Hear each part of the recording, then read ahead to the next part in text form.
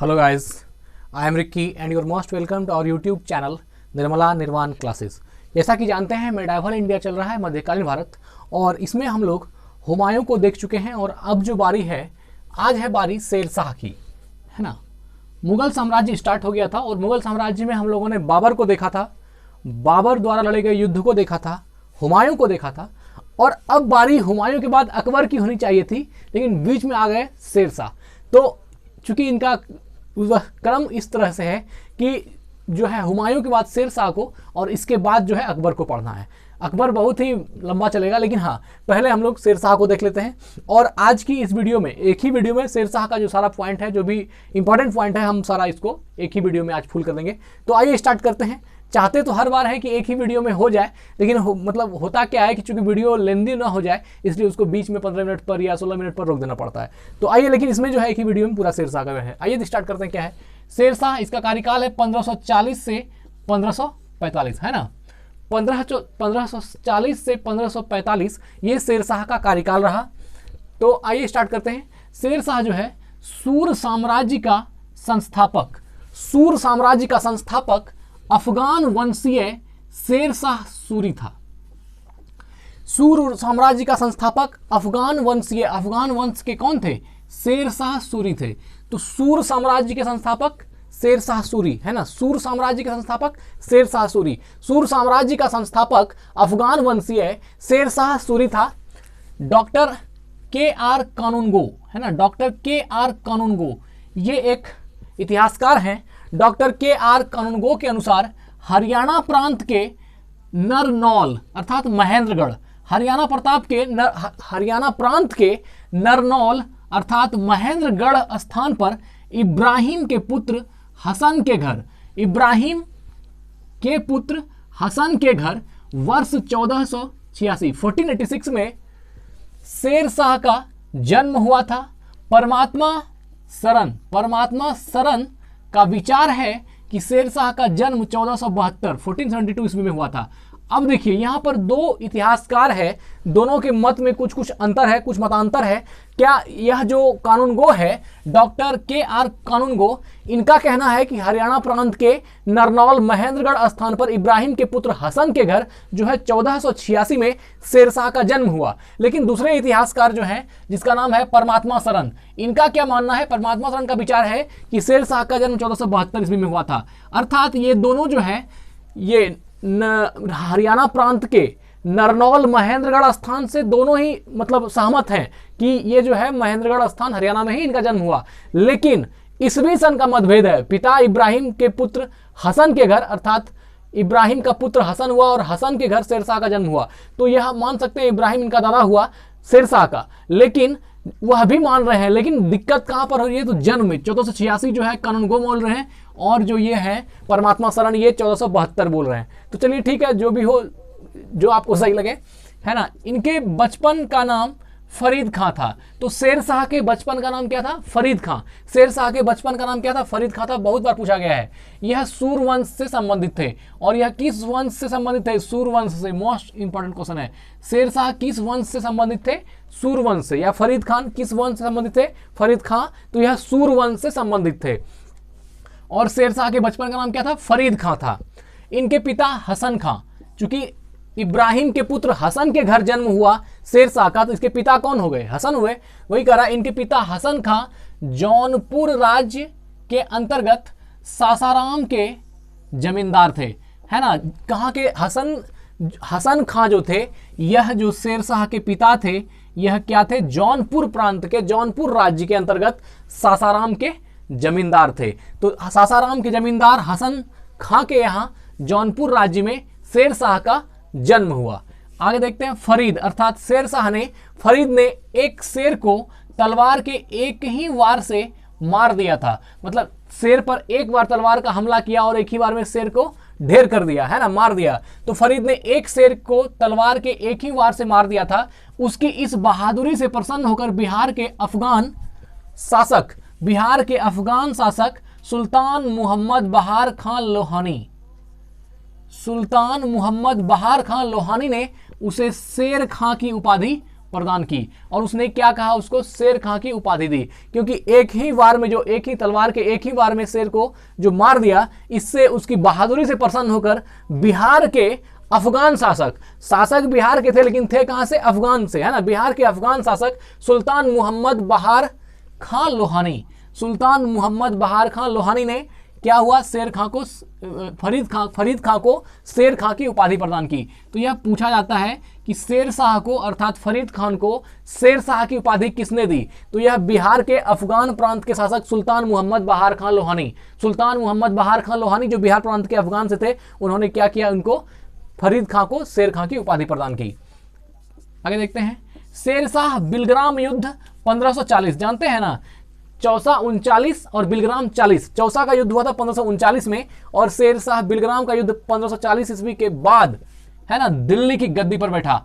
आपने इसके पहले देखा होगा, हुमायूं में हम लोगों ने पढ़ा था, चौसा का युद्ध में जो है हुमायूं को हराया था और बिलग्राम के युद्ध में भी हुमायूं को हराया था और दिल्ली की गद्दी को जो है, दिल्ली की गद्दी को अपने हाथ में ले लिया था। किसने, शेर खां ने अर्थात शेरशाह ने। तो वही है, शेरशाह बिलग्राम युद्ध 1540 ईस्वी के बाद दिल्ली की गद्दी पर बैठा। यहीं पर जो है हुमायूं की हार होती है, बाबर के पुत्र हुमायूं की हार होती है और शेर खां जो है दिल्ली की गद्दी पर आसीन हो जाता है। और यही रीजन है कि बाबर के बाद, हुमायूं के बाद अकबर के बीच में शेरशाह घुस जाता है, क्योंकि शेरशाह ने क्या किया, हुमायूं को हराया और दिल्ली की सल्तनत पर काबिज हो गया। तो इसलिए हम लोग शेरशाह को पढ़ते हैं, इसके बाद अकबर को पढ़ते हैं। क्योंकि फिर जब वापस, चूंकि शेरशाह के बाद जो है वहां की गद्दी पर, पंजाब की गद्दी पर जो है आपका सिकंदर बैठता है, उसी सिकंदर को फिर हुमायूं हराता है और उसके बाद फिर दिल्ली की सल्तनत पर शासन करता है, फिर अकबर का जो है जन्म होता है। तो इस तरह से कहानी है। तो शेरशाह बिलग्राम युद्ध 1540 ईस्वी के बाद दिल्ली की गद्दी पर बैठ गया। इसी में किसको हरा दिया है, इसने हरा दिया है हुमायूं को, चूंकि ये बहुत बहादुर भी था। शेरशाह की मृत्यु कालिंजर के किले को जीतने के क्रम में 22 मई 1545 ईस्वी को हो गई। शेरशाह की मृत्यु कब हुई, तो 22 मई 1545 ईस्वी को, और कालिंजर के किले को जीतने में, है ना, कालिंजर के किले को जीतने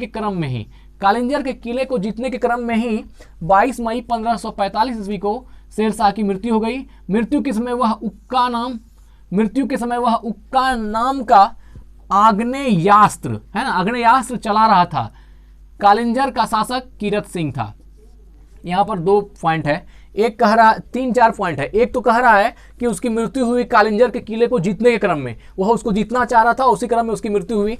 और कब हुई, तो 22 मई 1545 को उनकी मृत्यु हो गई। और कह रहा है कि मृत्यु के समय वह उक्का नाम का एक आग्नेयास्त्र चला रहा था और उसी क्रम में, है ना, आग्नेयास्त्र, जैसे कि आप प्रक्षेपास्त्र जो कहते हैं, मिसाइल का हिंदी होता है, वैसे ही उस समय ब्रह्मोस्त्र वगैरह जो मिसाइल होती थी, जो ऋषि महर्षि लोग चलाया करते थे, वैसे ही टाइप से लगता है कि ये आग्नेयास्त्र भी जो है कोई अस्त्र होता होगा जो युद्ध कला के लिए बहुत ही आवश्यक होता होगा। उसी को चलाने के क्रम में, है ना, मृत्यु के समय वह उक्का नाम का आग्नेयास्त्र चला रहा था। इसी आग्नेयास्त्र को चलाने के क्रम में उनकी मृत्यु हुई। और कालिंजर का शासक कौन था, कीरत सिंह था। वही कालिंजर के किला को जिसको यह जीतना चाहता था, उसके शासक उस समय कौन थे, कीरत सिंह थे, है ना, वह कीरत सिंह वहां पर शासन करता था।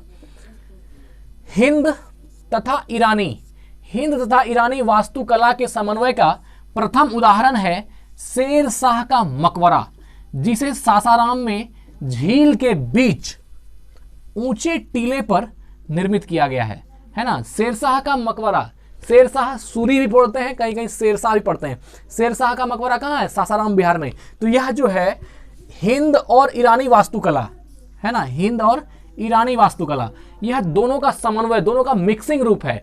यह क्वेश्चन कई बार पूछा गया है कि शेरशाह का मकबरा जो है यह कि हिंद यूनानी है, हिंद इंडिक है, इस तरह के जो है ऑप्शन देता है और आपको फंसाने का प्रयास करता है। तो यह याद रखिए, यह प्रथम ऐसा मतलब वास्तुकला का एक ऐसा नमूना है ना, सासाराम में शेरशाह का मकबरा, जो कि प्रथम हिंद और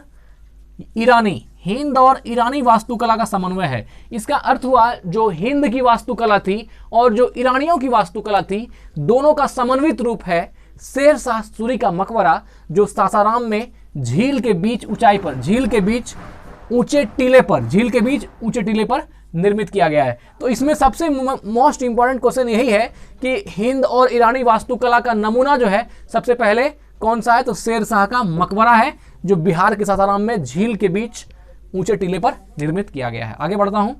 रोहतासगढ़ किला, रोहतासगढ़ किला, किला ए कुहना दिल्ली में है नामक, ये दोनों मस्जिद है ना, रोहतासगढ़ किला और किला ए कुहना जो दिल्ली में है नामक मस्जिद का निर्माण शेर शाह के द्वारा कराया गया था। मोस्ट इंपॉर्टेंट क्वेश्चन है, किला ए कुहना और रोहतासगढ़ का किला, इस दोनों का निर्माण किसके द्वारा कराया गया? तो शेर शाह सूरी के द्वारा कराया गया।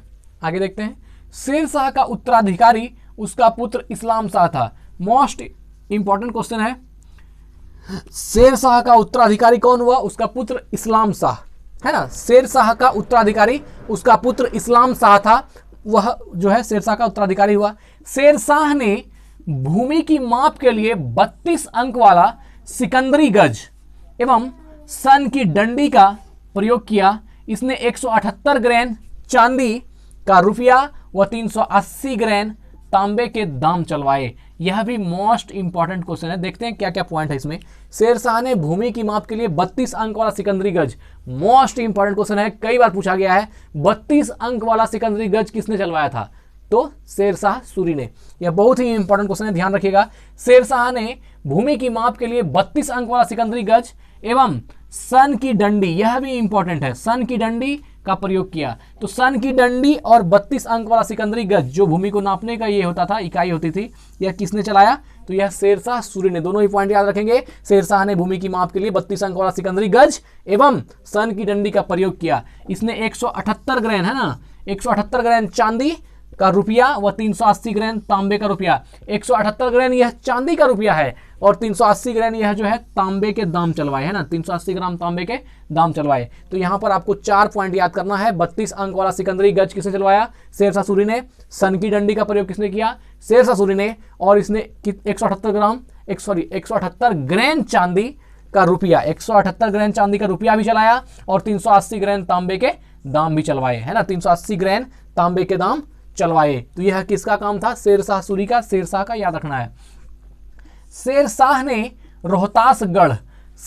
रोहतासगढ़ के दुर्ग एवं कन्नौज के स्थान पर शेरसूर नामक नगर बसाया। कौन सा नगर बसाया? शेरसूर नामक नगर बसाया। क्या कह रहा है? शेर शाह ने रोहतासगढ़ के दुर्ग एवं कन्नौज के स्थान पर, रोहतासगढ़ के दुर्ग में और कन्नौज के स्थान पर शेरसूर नामक नगर बसा दिया। कौन सा नगर बसाया? शेरसूर नामक नगर बसाया अपने नाम पर। शेर शाह के समय पैदावार का लगभग 1/3, 1/3 भाग सरकार लगान के रूप में वसूल करती थी। 1/3 भाग, अगर आप 9,000 रुपया कमा रहे हैं तो आपसे कितना लगान लिया जाएगा? 3,000 रुपया। अगर आप 100 रुपया कमा रहे हैं तो आपसे 33.1 रुपया लिया जाएगा टैक्स के रूप में, है ना। तो यह जो है उसमें शेर शाह के समय 1/3 भाग जो है यह सरकार लगान के रूप में वसूल करती थी। तो शेर शाह के समय पैदावार का लगभग 1/3 भाग। यह तो मोस्ट इंपॉर्टेंट क्वेश्चन है। जैसे शिवाजी के समय चौथ चलता था, चौथ का अर्थ होता था कि 1/4 हिस्सा ये शिवाजी लेते थे, मतलब 1/4 हिस्सा जो है उनको लगान के रूप में, टैक्स के रूप में देना पड़ता था। अगल बगल के जितने भी शासक थे सबको देना पड़ता था, और जिसने ना कह दिया शिवाजी उस पर हमला करेगा, और वह अगर तुम 1/4 नहीं दोगे तो सारा का सारा माल ही शिवाजी का हो जाएगा। इसलिए वो जो है 1/4 प्रथा चलाए थे। तो यह चूंकि यह जो है उन शासकों के तरफ से होता है कि जितना भी अनाज पैदा होगा उसके अकॉर्डिंग जो जितना पैदावार उगाएगा उसके अनुसार जो है उस पर टैक्स लगता था, 1/3 या जो भी डिसाइड होती थी। तो यह जो है 1/3 कौन लेता था? तो शेर शाह सूरी, है ना, शेर शाह सूरी। अगर आपने 300 रुपया कमाया है तो उसमें आपका उसका अगर 300 का है आप, तो इसका लगान कितना आएगा? 100 रुपया, मतलब 1/3 जो है वह आपको शासक को देना होगा। शेर शाह के समय पैदावार का लगभग 1/3 भाग सरकार लगान के रूप में वसूल करती थी। अब कबूलियत एवं पट्टा प्रथा की शुरुआत शेर शाह ने की। यह बहुत ही इंपॉर्टेंट पॉइंट है। कबूलियत और पट्टा प्रथा की शुरुआत किसने की? अभी तक जितना भी पॉइंट देखे सबसे महत्वपूर्ण पॉइंट है यह मत पूछिए कि यह कितनी बार पूछा गया है। शेरशाह से जब भी क्वेश्चन पूछा गया है और उसमें कबूलियत एवं पट्टा प्रथा की बात ना की जाए तो वह पूछिए कि बहुत ही तुच्छ बात हो जाती है, चूंकि बहुत ही इंपॉर्टेंट क्वेश्चन है और कई बार पूछा गया, इसको तुरंत याद कर लेंगे।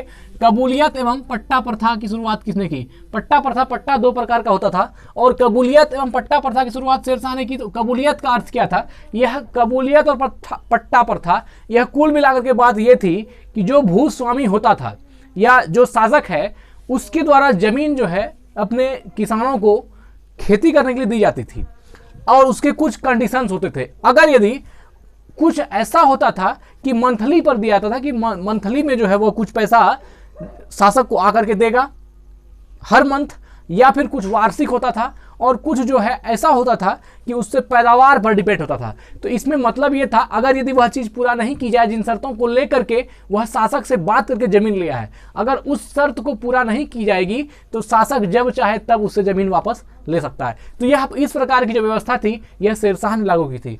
तो कबूलियत एवं पट्टा प्रथा की शुरुआत शेरशाह ने की। यह बहुत ही इंपॉर्टेंट क्वेश्चन है कि कबूलियत एवं पट्टा प्रथा की शुरुआत किसने की? शेरशाह ने की। बहुत ही ज्यादा इंपॉर्टेंट है, बहुत बार पूछा गया है। शेरशाह ने 1541 ईस्वी में पाटलिपुत्र को पटना के नाम से पुनः स्थापित किया, है ना। कब किया? तो 1541, है ना, 1541 में शेरशाह ने 1541 में पाटलिपुत्र को पटना नाम से पुनः स्थापित किया। शेरशाह ने पाटलिपुत्र को क्या पटना नाम से पुनः स्थापित किया। किस वर्ष? तो 1541 में। कब किया? 1541 में। बहुत ही इंपॉर्टेंट है। शेरशाह ने 1541 में पाटलिपुत्र को पटना के नाम से पुनः स्थापित किया। आगे देखते हैं। शेरशाह ने ग्रैंड ट्रंक रोड की मरम्मत कराई। Most important question. जब हम लोग छोटे थे तो ना शेरशाह को जानते थे ना अकबर को, लेकिन हमको याद है कि 3-2 में जो क्वेश्चन की जाती थी उसमें जो जीके हम लोग पढ़ते थे तो वहीं पर पढ़ते थे कि जीटी रोड के निर्माण करता कौन थे? शेरशाह सूरी। अर्थात ग्रैंड ट्रंक रोड का जो निर्माण करता था कौन था? शेरशाह सूरी। तो वही शेरशाह आज हम लोग जो है साक्षात पढ़ रहे हैं शेरशाह को, कि उनकी जीवनी पढ़ रहे हैं, उनके बारे में नॉलेज ले रहे हैं। तो शेरशाह ने जीटी रोड की मरम्मत कराई। शेरशाह ने क्या किया? जीटी रोड की मरम्मत कराई। साथ ही डाक प्रथा, मोस्ट इंपॉर्टेंट क्वेश्चन है, डाक प्रथा का प्रचलन शेरशाह के द्वारा ही किया गया। मतलब डाक प्रथा जो है, यह डाक प्रथा का प्रचलन भी जो है यह किसके द्वारा चला गया? तो यह शेरशाह सूरी के द्वारा। और ग्रैंड ट्रंक रोड जो है इसका भी निर्माण करता कौन है? इसका मरम्मत किसने करवाया? तो यह भी करवाया शेरशाह सूरी ने। तो ग्रैंड ट्रंक रोड का मरम्मत करवाया शेरशाह सूरी ने और डाक प्रथा का प्रचलन भी किसने कराया? शेरशाह सूरी ने। तो ये दोनों ही मोस्ट इंपॉर्टेंट क्वेश्चन है, बहुत ही ज्यादा पूछा जाने वाला क्वेश्चन है। मलिक मोहम्मद जायसी शेरशाह के समकालीन थे। देखिए मलिक मोहम्मद जायसी, यह आप लोगों ने सुना होगा। मलिक मोहम्मद जायसी एक राइटर थे, बहुत ही बेहतरीन रचना होती थी इनकी, वह इनके शेरशाह के समकालीन थे, है ना। मलिक मोहम्मद जायसी यह शेरशाह के समकालीन थे। इनकी मलिक मोहम्मद जायसी की जो सबसे बेस्ट रचना है वह आप लोगों ने कभी मौका मिला होगा तो उसको देखेंगे, वो पद्मावत है। पद्मावत मलिक मोहम्मद जायसी द्वारा लिखी गई बहुत ही बेहतरीन रचना है। साथ ही इन्होंने एक लिखा था आखिरी कलाम। आखिरी कलाम यह भी मलिक मोहम्मद जायसी की रचना है। पद्मावत, आखिरी कलाम, अखरावट, अखरावट, कहरनामा, कहरनामा यह भी जो है आपका मलिक मोहम्मद जायसी की रचना है। ये चित्ररेखा, यह सारी रचनाएं जो है मलिक मोहम्मद जायसी की है, जो अपने समय में बेहतरीन रही। इनके 21 रचना है और 21 में से जिसका कुछ का जिक्र हमने कहा, ये बहुत ही ज़्यादा फेमस रचनाओं में से एक रहा। तो ठीक है मित्र, यहाँ पर हम लोगों ने शेरशाह को देखा, शेरशाह का यहाँ पर सारा पॉइंट इंड करता है। और अगला जो है हमारा अकबर, द ग्रेट अकबर, अकबर महान, इसको हम लोग आगे पढ़ेंगे अगली वीडियो में। धन्यवाद, स्वस्थ रहें, अपना ख्याल रखें और क्या, चैनल को अनसब्सक्राइब कर दें। धन्यवाद, बताइएगा कैसा लगा वीडियो। और साथ ही हमारा जो प्लेलिस्ट है निर्मला निर्माण क्लासेस का, उसमें आप आकर के प्राचीन भारत का भी वीडियो पूरा देख सकते हैं। वह टोटल जो है कंटेंट उसमें डाला गया है और बेहतरीन है। क्योंकि अगर आप स्टार्ट करेंगे तो अगर मान लीजिए ऐसे वीडियो देखने में टाइम लगती है, आप उसका स्पीड बढ़ा दें और स्पीड बढ़ा के ईयरफोन में आप पर डे 2, 3, 4 वीडियो देखेंगे तो आपकी प्राचीन भारत भी साथ ही होती चली जाएगी। मध्यकालीन तो हो ही रहा है और साथ ही हुक्स लॉ वगैरह भी अब जो है फिजिक्स में चलने वाला है, तो वह भी फिजिक्स में भी आप लोग देखिएगा। धन्यवाद, स्वस्थ रहें, अपना ख्याल रखें। Thank you.